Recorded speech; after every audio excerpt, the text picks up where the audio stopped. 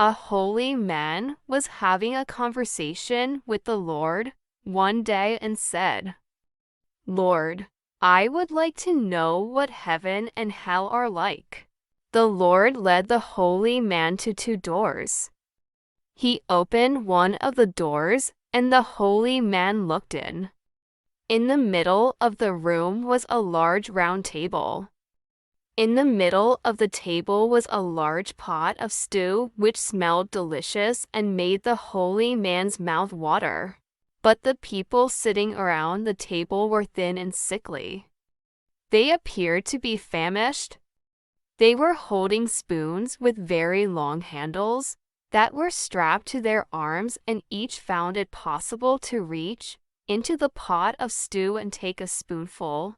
But because the handle was longer than their arms, they could not get the spoons back into their mouths. The holy man shuddered at the sight of their misery and suffering. The Lord said, "You have seen hell."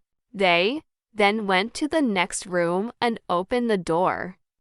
It was exactly the same as the first one.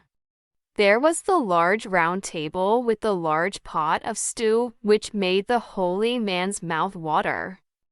The people were equipped with the same long-handled spoons, but here the people were well-nourished and plump, laughing and talking.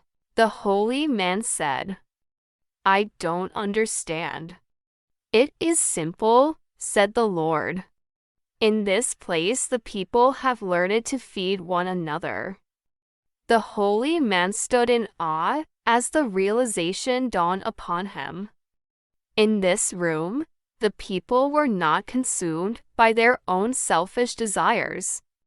Instead, they had learned the value of cooperation and compassion. Each person fed their neighbor, ensuring that everyone at the table was nourished and cared for. Moved by the profound lesson before him, the holy man understood the true meaning of heaven. It was not just a place of abundance and pleasure, but a place where love and kindness flourished. It was a place where individuals looked out for one another, where selflessness prevailed over selfishness. With a sense of enlightenment, the holy man returned from his journey with a newfound understanding of the human spirit. He vowed to spread the message of love and compassion, inspiring others to embrace the principles of generosity and empathy.